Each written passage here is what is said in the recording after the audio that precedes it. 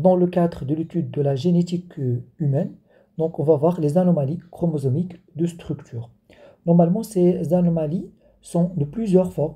On peut trouver des lésions, des duplications, insertions, inversions, translocations, c'est-à-dire un chromosome ou un fragment de chromosome se détache et fusionne avec un autre chromosome. Il peut être équilibré comme il peut être non équilibré. Mais la majorité de ces anomalies chromosomiques résultent et sont les séquences d'une cassure chromosomique suivie par un ou plusieurs recollements anormaux, ce qui nous donnera des anomalies chromosomiques. Bon, on va voir quelques exemples des anomalies chromosomiques de structure. Donc, si on observe la carte chromosomique, alors l'enfant possède le chromosome numéro 5, un chromosome numéro 5 normal et un chromosome numéro 5 qui a perdu un fragment du bras-court du chromosome numéro 5. Alors dans ce cas-là, l'anomalie que nous possède, c'était le cas d'une perte de morceaux de chromosome numéro 5. Donc nous avons une délétion du bras-court du chromosome numéro 5. Alors la maladie qui en résulte, c'est ce qu'on appelle le cri de chat.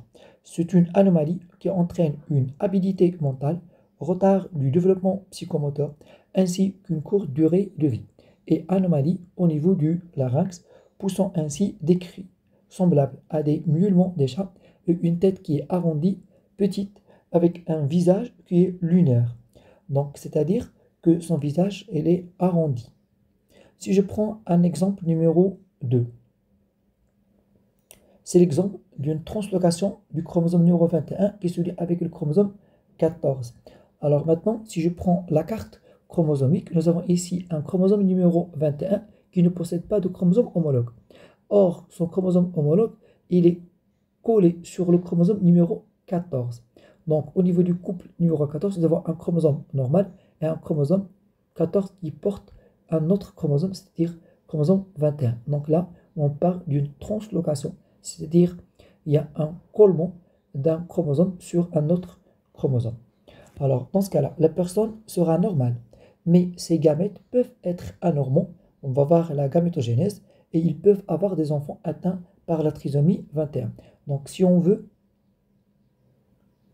alors pour cette personne, il possède tous les chromosomes. Normalement, 14 possède son 14 homologue, le 21 possède son chromosome 21, mais le chromosome 21 est collé sur le chromosome 14. Donc, sa formule chromosomique, il possède ces chromosomes, tous les gènes. Donc, c'est une personne qui sera non normale. Mais le problème, c'est qu'il va donner des enfants qui peuvent être anormaux suite à des gamètes qui sont anormaux. Maintenant, si on réalise la méiose au cours de la formation des gamètes, normalement chaque chromosome se sépare de son chromosome homologue. Donc le chromosome 14 se sépare du chromosome 14. Là, le chromosome 14 qui porte le 21 migre vers le pôle de la cellule. Et le deuxième 14 migre vers l'autre cellule. Maintenant, pour le chromosome 21, ben, au hasard, il peut migrer vers le chromosome 14 et on obtient une cellule qui porte chromosome 14, chromosome 21 et l'autre cellule fille contient 21 et le 14, c'est-à-dire tous les deux possèdent les chromosomes 21 et chromosome 14. Dans ce cas-là, si on prend la fécondation, la maman va donner par exemple le chromosome 14, chromosome 21. Après fécondation, on obtient une personne qui a le même problème que son père, c'est-à-dire une translocation du chromosome 21 sur le chromosome 14. Mais dans le cas où le chromosome 14 est séparé du chromosome 21, on obtient une personne qui est normale. Mais dans le deuxième cas, si le chromosome 21 migre avec le chromosome 14 portant le chromosome 21, dans ce cas-là, notre gamète portera deux chromosomes 21 et l'autre gamète ne possède que le chromosome 14. Il y a absence du chromosome 21. Alors dans ce cas-là, s'il y a fécondation avec ces deux gamètes, ce qu'on obtient, une trisomie 21. Dans ce cas-là, le chromosome 14 avec chromosome 14 qui porte le chromosome 21 et les deux chromosomes 21, un du père et l'autre de la maman par exemple, et le 21 qui est porté sur le chromosome 14. Dans ce cas-là, on possède une trisomie 21. Donc un père qui porte cette anomalie de translocation, il peut donner un enfant avec une trisomie 21. Maintenant, pour l'autre cas, la cellule qui ne porte que le chromosome 14. Alors, lorsqu'il y a fécondation, le 14 il se réunit avec le 14, mais le chromosome 21 reste tout seul, ce qu'on appelle une monosomie 21, et notre bébé sera mort à l'intérieur de l'utérus de sa maman, c'est-à-dire avant sa naissance. D'accord? Alors, c'est le cas d'une anomalie. Maintenant, on va voir d'autres anomalies. Je donne des exemples. Alors, il y a délétion. Donc, si je prends le chromosome et le chromosome homologue, après délétion, regardez le chromosome qui devient très court par rapport au chromosome homologue. Dans le cas d'une duplication, c'est-à-dire nous avons, il y a 1, 2, 3 traits verts, c'est-à-dire par exemple on a 3 gènes, regardez, on obtient 6 gènes sur le chromosome, il y a duplication d'un fragment de chromosome.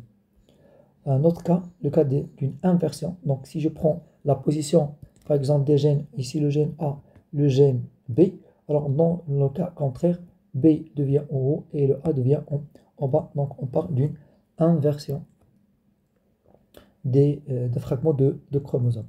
Maintenant, si je prends une autre anomalie, ben c'est insertion.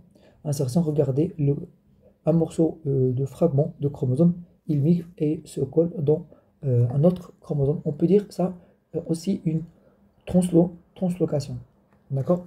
Alors là, vous avez une translocation qui est réciproque. Regardez les deux chromatides des chromosomes vert et violet. D'accord? Un morceau de chromosome vert se colle sur le chromosome violet et une partie du chromosome violet se colle sur le chromosome vert. Donc il y a une translocation, mais il est réciproque. Alors là, il y a une translocation robertsonienne. Là, un chromosome qui se colle sur l'autre chromosome. C'est dans le cas que nous avons vu du chromosome 21 avec le chromosome 14. Et enfin, une formation d'un isochromosome. Donc les extrémités du chromosome se collent entre eux et forment un chromosome qui est circulaire. D'accord? Donc ce sont quelques types de anomalies chromosomiques. Maintenant, il y a un cas exceptionnel. C'est le cas ce qu'on appelle cas d'inversion sexuelle. Donc nous avons des individus qui sont intersexués, c'est-à-dire leur phénotype sexuel ne correspond pas au chromosome sexuel observable dans leur karyotype. Par exemple, j'ai un homme, mais il possède XX, alors qu'une femme possède XY. Alors, comment on peut expliquer cette contradiction? Normalement, le chromosome Y se caractérise par la présence d'un gène qui détermine le sexe mâle, appelé SRY. S, c'est sexe, region Y, qui entraîne la formation des testicules. Alors, au cours de la formation des gamètes chez le père, il y a un crossover normalement entre le chromosome X et le chromosome Y.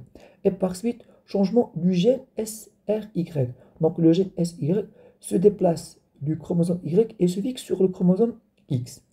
Alors, par suite, la fille reçoit de son père le chromosome X portant le gène SY et devient un garçon. Donc, si je prends le cas de cette fille, donc il hérite de son père X qui porte le fragment SRY. Donc, c'est-à-dire, cette fille, il possède XX, mais son apparence sexuelle, elle est mâle. D'accord? Et il possède des gonades, c'est-à-dire des testicules qui sont non fonctionnels, et elle sera stérile, car il possède XX. C'est comme le cas d'un homme qui est Klinefelter. Maintenant, pour le cas inverse, c'est lorsqu'il s'agit d'une femme, et cette femme, dans ses chromosomes sexuels, on trouve XY. Donc, c'est-à-dire, dans ce cas-là, comment on peut l'expliquer que son père, alors le chromosome Y, normalement, ne porte pas le gène SRY.